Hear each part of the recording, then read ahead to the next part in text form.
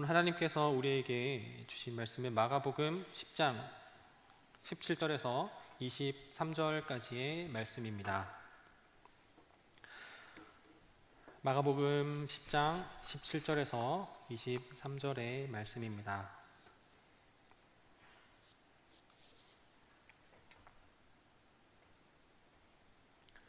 하나님의 말씀을 받들어 읽겠습니다.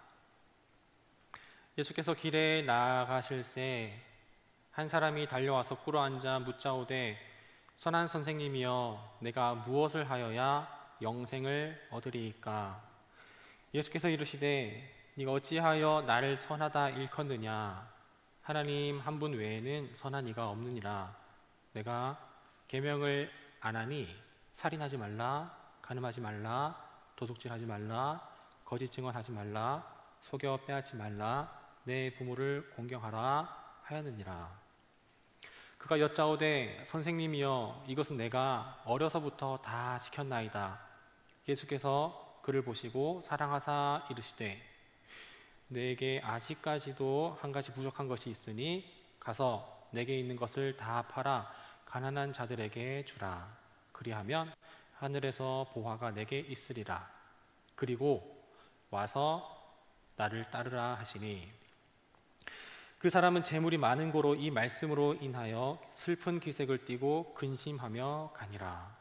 예수께서 둘러보시고 제자들에게 이르시되 재물이 있는 자는 하나님의 나라에 들어가기가 심히 어렵도다 하시니.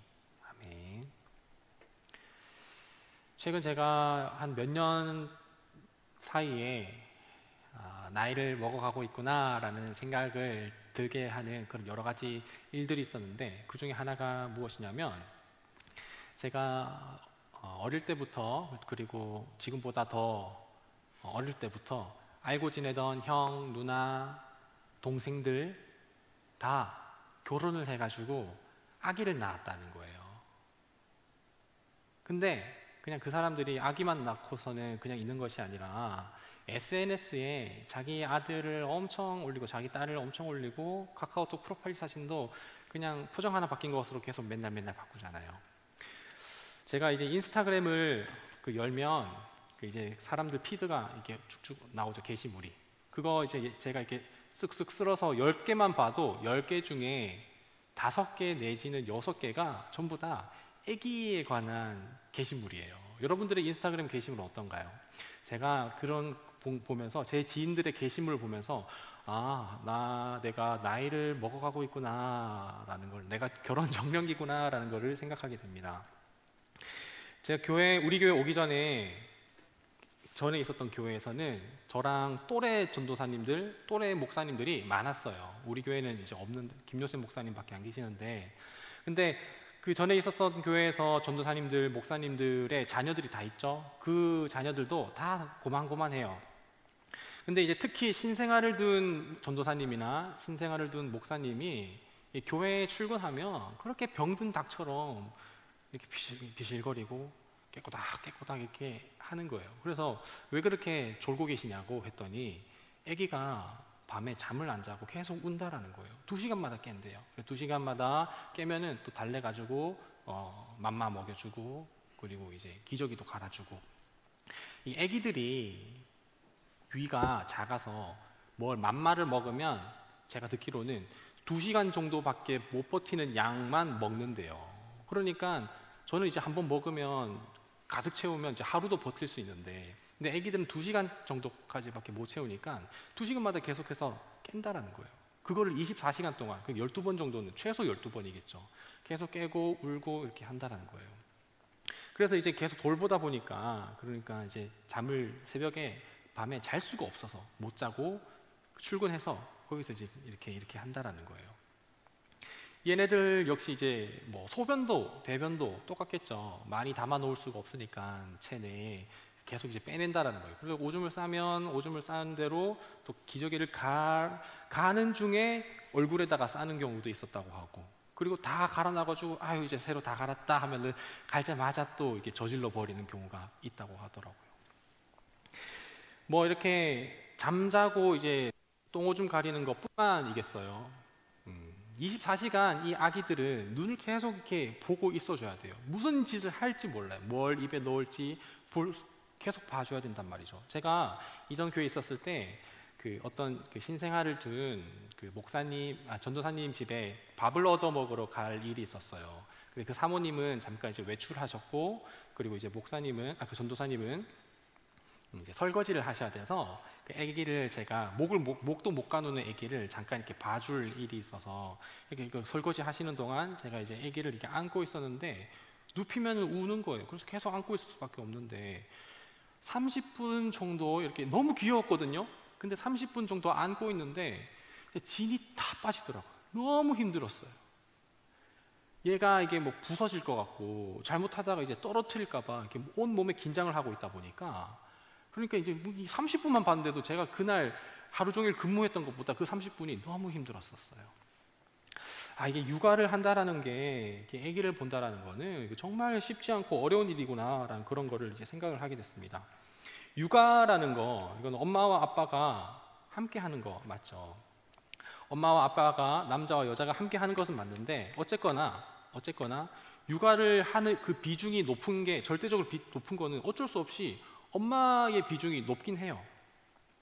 제 주변에 누나들이나 후배 그 여자애들 이렇게 보면 아기를 낳으면, 그동안에는 제가 이제 젊었을 때, 물론 지금도 젊지만 어렸을 때 같이 알고 지냈을 때는 자기 이름 석자를 가지고서 자기를 발현하고 자기를 나타내면서 살았는데, 이제 아기를 낳고 나서는 그 이제 누나들이나 그 이제 후배들이 자기 이름을 가지고 살아가지 않고 누구 엄마로 살아간다는 거예요. 누구누구 엄마, 누구누구 엄마. 화장할 겨를도 없어요. 뭐 꾸밀 겨를도 없고, 뭐 옷을 뭐 제대로 입을 겨를도 없어요. 그냥 오로지 그 신생아, 자기 아기를 위하여서 그렇게 그냥 누구 엄마로 살아가는 모습을 보면서 한 아기를 기른다는 것, 아기를 낳는다는 것, 이거는 그냥 단순히 식구 구성원이 하나 늘어난다거나 자녀 한 명이 늘어난다라는 정도의 개념이 아니라, 자기 자신을 완전히, 자기의 삶을, 지금까지 살아왔었던 자기 자신의 삶을 전부 다 포기를 하고, 그리고 내가 나를 위해서 쓰는 그런 시간들을 다 희생을 하고 해야만이 가능한 일이구나라는 그런 거를 보게 됩니다. 자녀를 위해서라면, 이 아무것도 할 수 없는 이 자녀를 위해서라면 포기해야 되는 게 있습니다. 마냥 게임하고 싶다고 게임하면서 여기 그냥 이거 물려놓고 할 수는 없죠. 늘 안아주고 봐줄해줘야 되고, 그리고 또 이 아기를 위하여서 잠도 줄여가면서까지 밥 먹는 것도 코로 들어가는지 입으로 들어가는지도 모를 정도로 이렇게 살펴줘야 되는 게, 그렇게 희생을 해야 되는 거예요. 부모가 이렇게 자녀를 위해서 하는 것이 이제 바로 희생이고, 이렇게 희생을 할 수 있는 것은 전부 다 그 자녀를 사랑하기 때문에, 이 희생할 수 있는 이유는 사랑하기 때문에 가능한 것이라고 믿습니다. 어떤 대상을 사랑하게 된다면, 그 대상을 내가 원하는 대로 바꾸려고 하는 것이 아니라, 그 대상의 모습답게 될 수 있도록 나 자신을 깎아내고 나 자신을 바꿔가는 것, 맞춰가는 것, 그것이 저는 진정한 사랑이라고 생각을 해요. 포기해야 할 것은, 사랑한다면 포기해야 될 것은 포기를 하고, 그리고 노력을 해야 된 것은 그 사람을 위해서 노력을 하고, 그렇게 하는 것이 바로 사랑과 희생입니다. 저는 이때까지 살아가면서 부모로 살아가는 사람들 중에 자녀를 낳을 때 그 자녀를 투자의 개념, 자기 노후를 위한 그런 개념으로 낳는 사람, 양육하는 사람은 저는 아직 못 봤어요. 자신의 노후를 위하여서, 투자를 위하여서 자녀를 키운다면 그것은 자녀를 사랑하는 것이 아니라 자녀를 이용하는 것이겠죠. 여러분들, 신앙생활을 한다는 것은 어떠한 삶을 살아가는 것이라고 생각합니까? 신앙생활을 한다는 것, 하나님께서 이스라엘을 구원하시고 나서 이스라엘이 이제 광야 생활을 이제 막 시작하게 될 때에 하나님께서 성막을 지으라고 말씀을 하시죠. 성막을 지으라. 근데 성막을 지으라고 말씀하시면서 어떻게, 왜 짓는지를, 그 동기를 말씀하시는데 이렇게 말씀하시는 거예요. 내가 그들 가운데 머물 수 있도록 내가 머물 성소를 지으라. 하나님께서는 땅 넓히려고, 아니면 이렇게 좀 별장의 개념으로 이렇게 하려고 하는 게, 하나님은 그 어떤 누구보다도 좋은 곳에 계셔요. 그런데 하나님께서 굳이 이 광야 가운데 내려오시겠다고 하는 거는 내가 그들 중에 거하려고, 그들 중에 함께 하려고 그래서 성막을 지으라고 말씀하시는 거예요. 신앙생활이라고 하는 것은 그겁니다. 하나님과 함께 하는 것. 이스라엘이 이렇게 진영을 딱 칠 때에도 하나님은 그들 가운데 가장 가운데에 있겠다고 하시고, 진영이 이제 다시 일어서서 행진을 하게 될 때도 가장 앞에서 그들 가운데 함께 하겠다는 그런 의미로서 하나님은 성막으로 그 하나님의 임재가 거기 임하게 되는 거예요. 그러면서 45절, 46절에 하나님은 어떤 얘기를 추가로 얘기를 하시냐? 내가 이스라엘 자손 가운데 머물면서 그들의 하나님이 되겠다. 그리고 그들은 바로 내가 그들 가운데 머물려고, 이게 중요합니다. 그들 가운데 머물려고 이집트에서 구원해냈다라는 거예요. 이집트에서 이끌어낸 난 너희들의 하나님, 이스라엘의 하나님이다. 난 너희들과 함께 하려고 이집트에서 너희들을 이끌어냈다라고, 구원해냈다라고 말씀하시는 거예요. 우리가 구원을 받은 것은 우리가 잘 되고 잘 살고 잘 먹고 잘 눕고 평안하게 살아가는 것, 그것이 이제 목적이 아니라 하나님 우리와 함께 하시려고 구원을 하셨다라는 거예요. 마치 아담과 하와가 에덴에서 분리됐다가 다시 하나님과 연합을 하는 그 목적이 있는 것처럼, 이스라엘 중에 거하시면서 이스라엘 하나님이 되시는 것, 하나님은 이스라엘 하나님이 되려고 하실 때에 하늘 멀리서 얘들아 거기서 그렇게 하면 안 돼, 왼쪽으로 가, 오른쪽으로 가, 멈춰, 이렇게 하시는 게 아니라 직접 그들 가운데, 우리 가운데 내려오셨다라는 겁니다. 신앙생활은 하나님과 동행하면서 하나님과 함께하는 삶이에요. 신앙생활은 내가 지금 공부하고 있는데 지혜를 주세요, 그래서 좋은 성적 받아서 제가 높은 점수 받아서 좋은 기업에 취업할 수 있도록 해주세요, 이거는 부수적인 거예요. 물론 필요하죠. 근데 부수적인 거, 이게 앞서는 것이 아니에요. 신앙생활이라고 하는 것은 내 필요와 내가 원하는 것을 간구하기 위하여서 램프를 닦는 그런 행위가 아니라 희노애락, 그 가운데 하나님과 함께하는 그 자체를 얘기를 하는 것이 바로 신앙생활을 한다는 겁니다. 신앙생활이 그런 것인데 우리는 때때로 신앙생활을 한다는 것을 조금씩은 다 오해를 하고 살아가기도 해요. 우리 전부 다. 오늘 우리가 읽은 본문은 원래 우리 청년부 주제 Follow Jesus의 주제가 되는 그 구절의 이야기입니다. 그 본문입니다. 어떤 재물이 많은 사람이, 어떤 사람이 예수님께 나와서 질문을 합니다. 이 사람이 질문하는 것은 무엇이냐면, 예수님께 질문하는 것이, 이제 궁금한 것이 뭐냐면, 영원한 생명을 어떻게 얻을 수 있습니까? 이 질문 가지고 나온 거예요. 예수님, 영원한 생명, 영생을 얻으려면 어떻게 해야 됩니까? 이 질문을 가지고 예수님께 여쭤봤더니 예수님께서 이 말씀을 하시는 겁니다. 자, 영원한 생명. 여러분들은 영원한 생명에 관심이 있으십니까? 요즘은 100세 시대는 100살까지는 이제 다 살고 있죠. 옛날에 다르게. 100살까지 살고 싶으신 분 계세요? 저는 없습니다. 저는 100살까지 살고 싶은 마음은 없습니다. 왜일까요?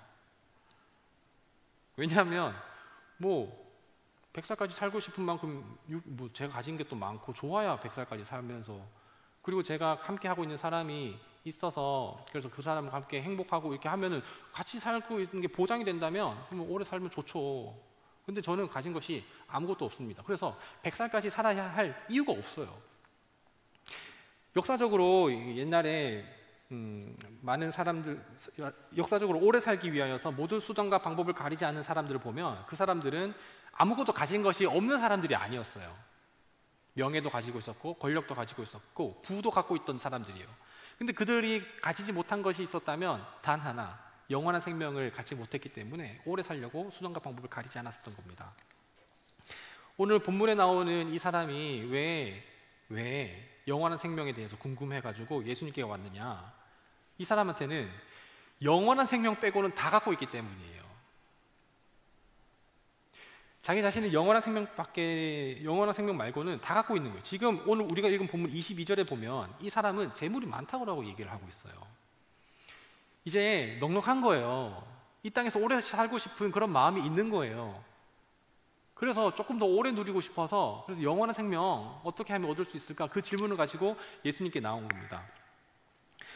이 사람이 가진 것 참 많은데, 정말 많은데 가지지 못한 것이 딱 하나 있다면 영원한 생명.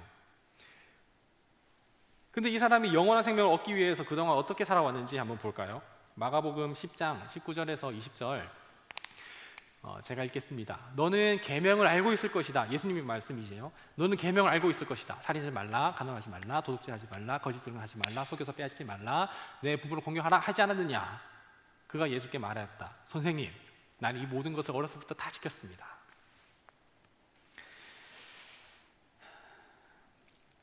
예수님은 계명에 대해서 이거 계명 다 지켰느냐라고 말씀하시진 않았어요.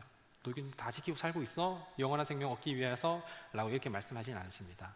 알고 있니? 라고 얘기를 해요. 알고 있니? 라고 묻는 거는 너는 너의 의로 사는 것이 아니라 하나님의 의로, 너의 부족함을 깨닫고 하나님의 의로 살고 있니? 라고 돌려서 질문하는 거일 수도 있는 것 같아요. 어쨌든 하나님은 영원한 생명을 얻기 위해서는 너는 이것도 해야 되고 저것도 해야 되고 저것도 하지 말아야 되고 이것도 하지 말아야 되고 라고 그런 식으로 말씀하진 않으셨어요. 그런데 이 질문에 이 재물이 많은 사람은 이렇게 대답합니다. 저는 응애 할 때부터 어렸을 때부터 다 지켰습니다. 다 해냈습니다. 지금 굉장히 자기 의의가 가득 차는 모습을 보고 있습니다. 그러자 예수님께서는 이어서 한 가지 너가 부족한 것이 있다라고 얘기를 하셔요. 예수께서 그를 눈여겨보시고 사랑스럽게 여기셨다. 그리고 그에게 말씀하셨다. 너에게는 한 가지 부족한 것이 있다. 가서 가진 걸 다 팔아서 가는 사람들 나눠주고, 그리고 그러면 이제 하늘의 보화가 차지하게 될 것이다. 그리고 와서 너는 아무것도 없는 채로 나를 따르라 라고 말씀을 하시는 거예요. 그랬더니 이 사람의 반응이 난리 납니다. 그러나 그는 이 말씀 때문에 울상을 짓고 근심하며 떠나갔다. 왜냐하면 그에게는 재산이 많았기 때문이다.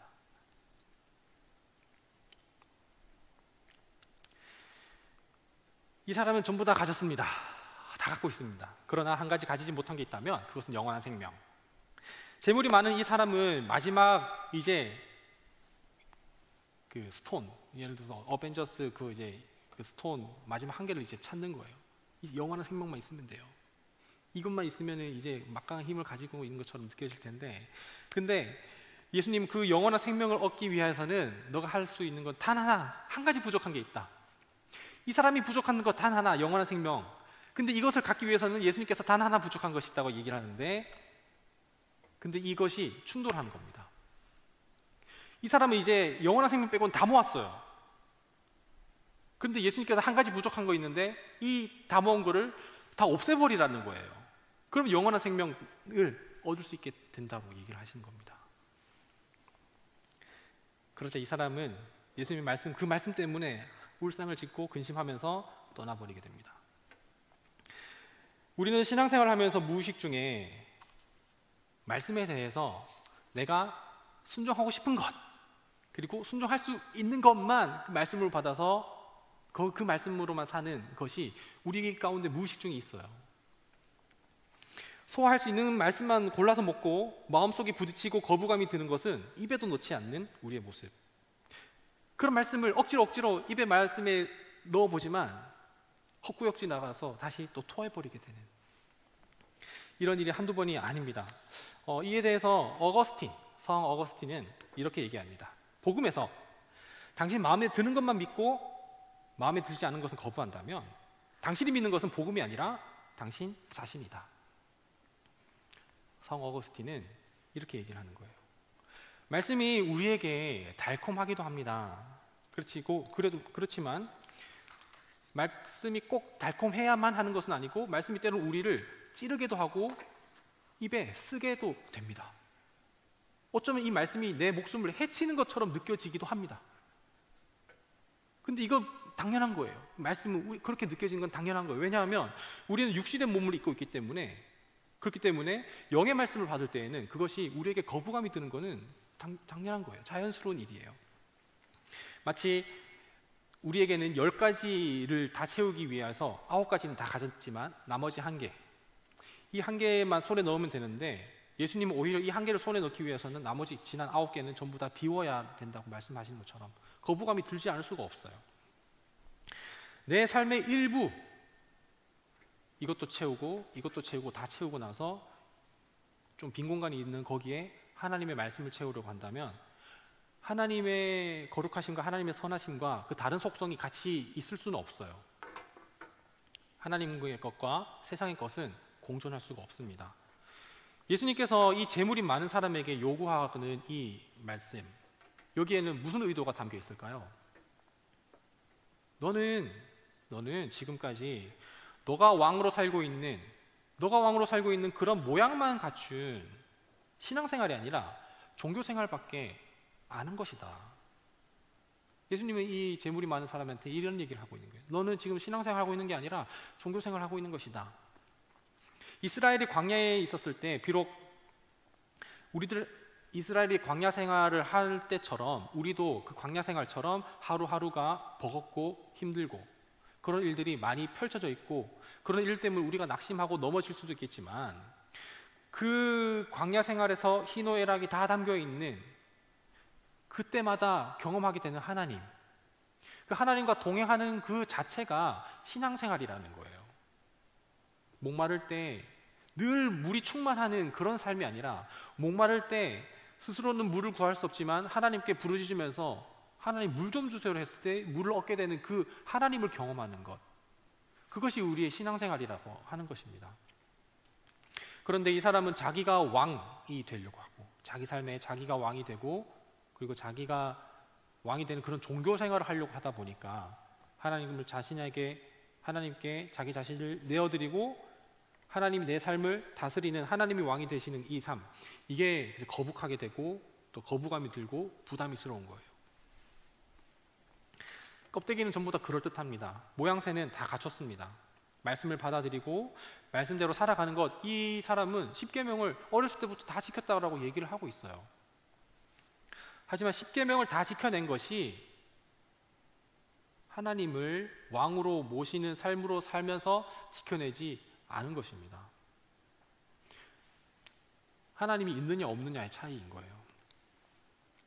어거스틴의 말처럼 하나님을 믿는 것이 아니라 자신의 신념, 자신의 믿음에 부합하는 말씀만 끌어당기는 것, 그러니까 곧 자기 자신을 믿은 것이죠.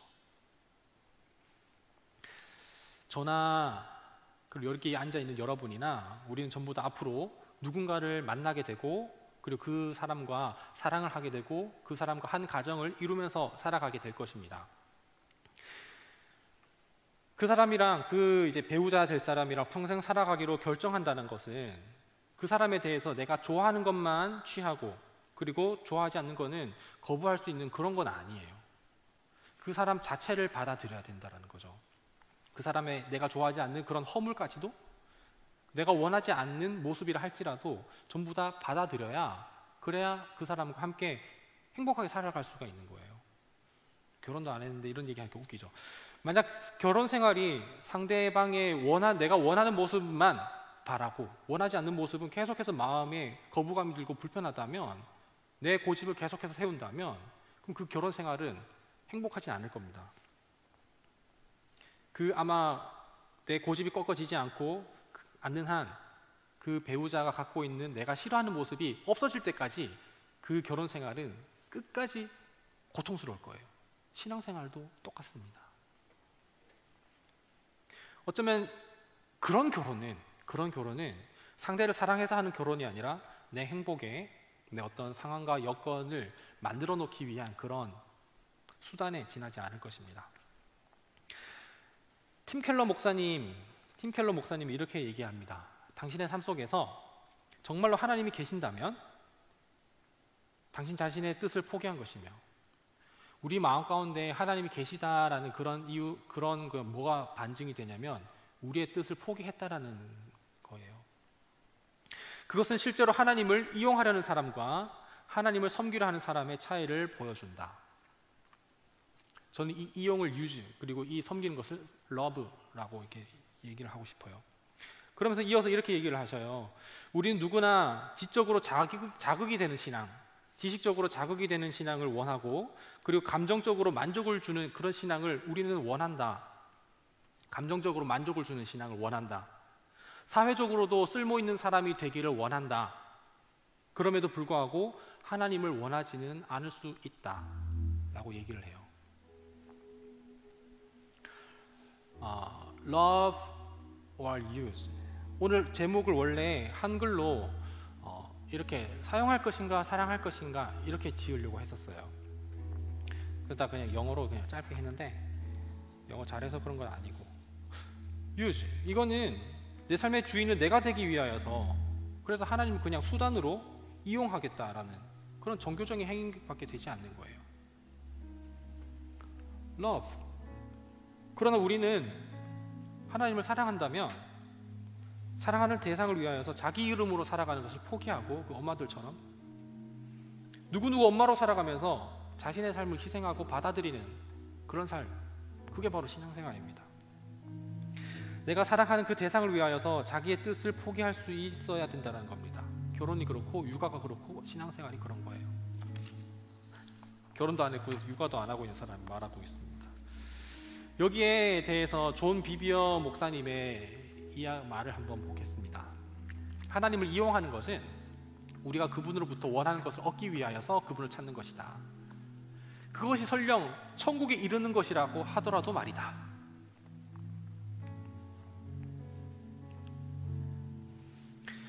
반면에 하나님을 섬기는 것은 전적으로 하나님을 향한 사랑이 동기가 되어서 행하는 것이다. 또한 우리가 하나님을 사랑한다면 그분의 말씀을 지킬 것이다. 우리는 신앙생활을 하고 있습니까? 종교생활을 하고 있습니까?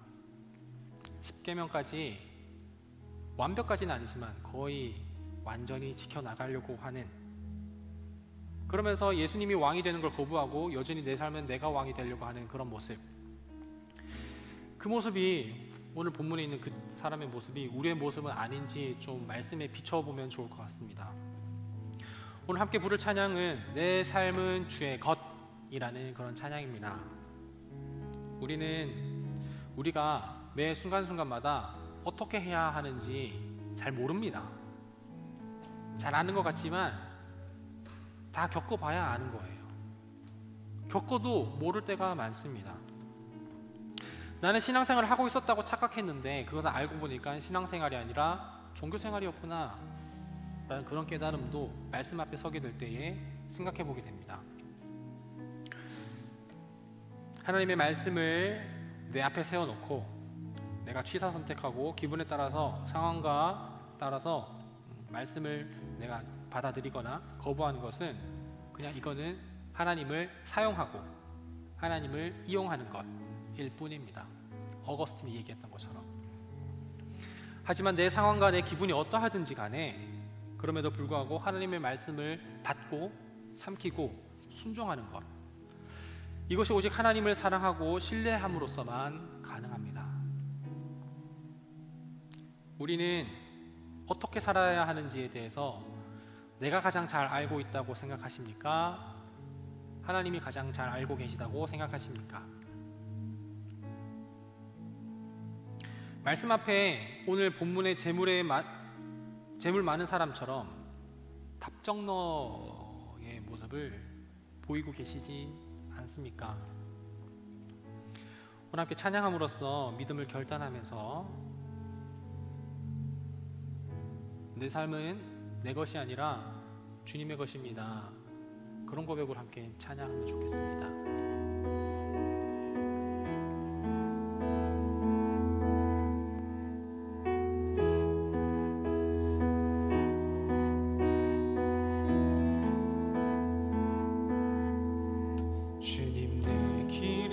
잘 아시고 내 걸음하시네. 어둠에서 빛을 내시는 그분을 믿네. 무엇으로 주를 섬길지 어디로 가야 할지 헤매이는 나를 아시고 길을 여시네. 처음부터 주님 내 길을 잘 아시고 내 걸음하시네. 어둠에서 빛을 내시는 그분을 믿네. 무엇으로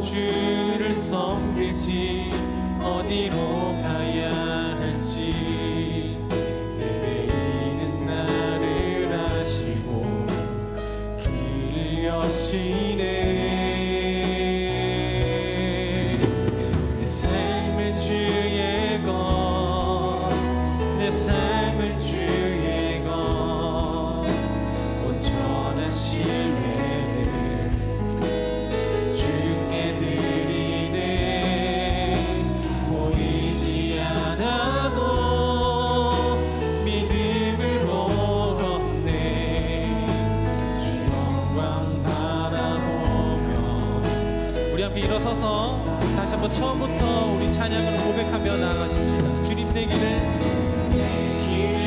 잘 아시고 내 걸음하시네.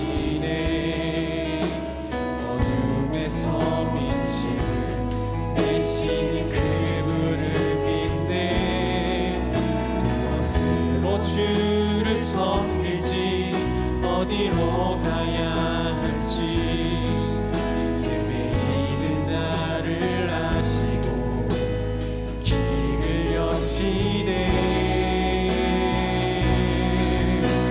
내 삶은 주의 것, 내 삶은 주의 것, 온전하신 외를 주께 드리네. 보이지 않아도 믿음으로 걷네. 주 영광 바라보며 우리 다시 한 번 더 내 삶은 주의 것이라고 고백하며 찬양합니다. 내 삶은 주의 것, 내 삶은 주의 것, 내 삶은 주의 것, 온전하신 내 주께 드리네. 보이지 않아도 믿음으로 걷네. 주 영광 바라보며 주만 따르네. 오른 길 따르라 승리의 길, 따르라 승리의 길. 시대 고난 중에 순종을 배워가며 고난 중에 순종을 배워가 너의 모든 것 맡겨드리라. 모든 것 맡겨드리라. 내 삶은 주의 것, 내 삶은 주의 것, 내 삶은 주의 것, 온전하시네. 주께 드리네. 보이지 않아도 믿음으로 걷네. 우리 시간 눈을 감고 우리 마음을 모아서 오늘 말씀을 기억하며 주신 은혜를 기억하며 함께 각자의 고백으로 기도하며 나가시겠습니다. 기도합니다.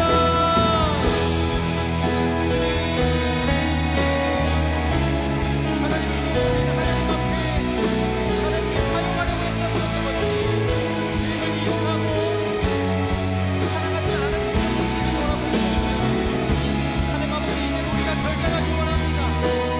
하나님 너무나 사랑하기 원합니다. 신앙생활 하는 것이지 정보생활 하는 것이 아니는 기억하며 고백합니다.